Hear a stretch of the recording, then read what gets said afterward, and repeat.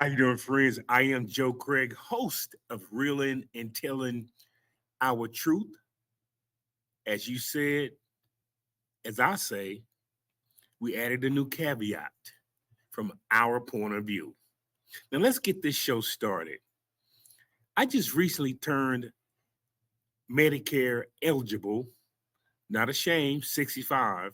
So I have to pay $175 a month for Medicare Part A, B, and C, and D. But here's my question, folks. Why is it that we as Americans have to pay the price for medicines, for everything, but we send money, billions overseas? It's a travesty. Let's check out what this person has to say. Let's check it out. $40 billion. $40 billion. That's how much money we are spending on foreign aid just in the last year. We give money to rich countries like Austria. Why exactly does Austria need any of our taxpayer hard-earned dollars? And we give money to countries that really don't seem to like us very much.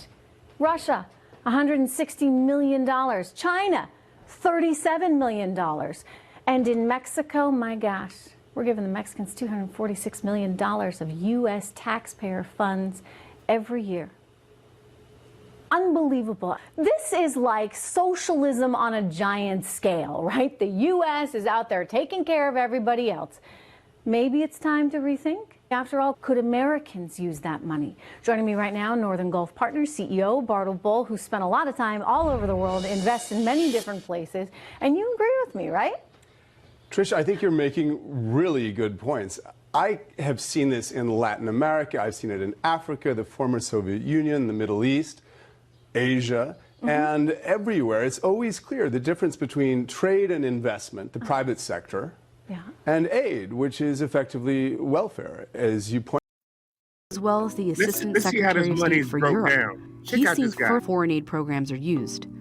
Well, it has a number of uses. In part, it's humanitarian.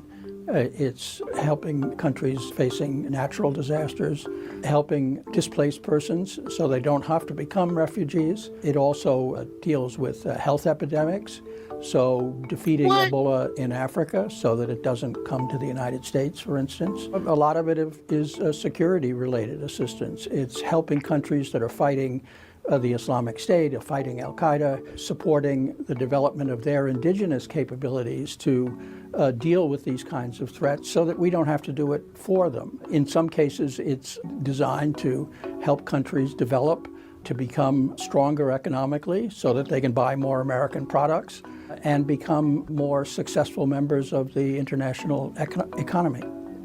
Critics of U.S. aid argue that too many of their programs fail and that the U.S. should dedicate that money to efforts here at home.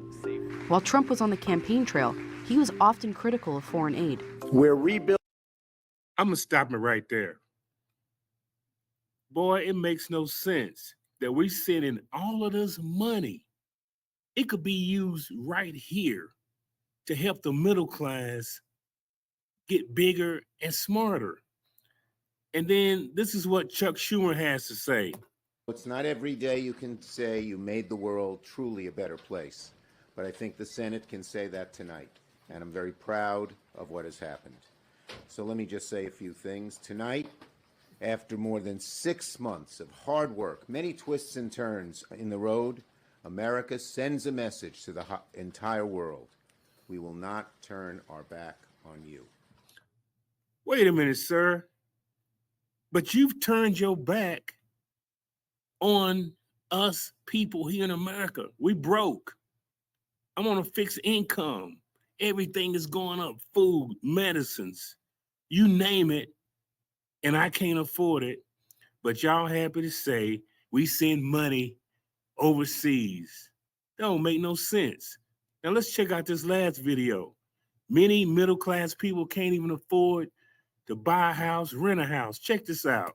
Is essential for all Americans to thrive. For decades, low-income families have struggled to access affordable rental homes. However, this issue has now become a significant problem for the middle class as well. Millions of middle-income earners are unable to afford rent in major U.S. cities due to the steep rise in prices since the pandemic. Without significant pay increases or government assistance, these middle-class households are being excluded from the typical middle-class neighborhoods. This exclusion triggers a chain reaction that leads to systemic poverty and lingering inequality. In other words, housing costs are suffocating the middle class. We have compiled several statistics and facts that demonstrate this trend. However, before we move on, we kindly request that you support our work and don't forget to subscribe to our channel so that you don't miss our upcoming videos. The American dream used to entail getting married, settling down, purchasing a home, and growing old. However, in today's world, this concept looks vastly different. Buying a home is no longer an affordable option for everyone. Multiple financial burdens have emerged for everyday Americans, such as increased debt, soaring housing costs, and rampant inflation. These factors have contributed to the decline in homeownership and the shift towards renting. Currently, almost 43 million families live in rented apartments in America, which is the highest. Hey, folks, I'm going to stop it right there. I'm pretty sure you get my drift. We need to quit sending money overseas and helping everybody else out, and we need to help us in the United States. I was just looking at a news report this morning that a lot of countries overseas, drug-wise, they don't even pay what we pay. And of course, we know that other countries are doing better than us. I'm Joe Craig. Let's keep it real. Subscribe to Reeling and Telling the Truth, My Point of View. Hit us up on Facebook at Reeling and Telling the Truth. Be blessed. We're paying too much.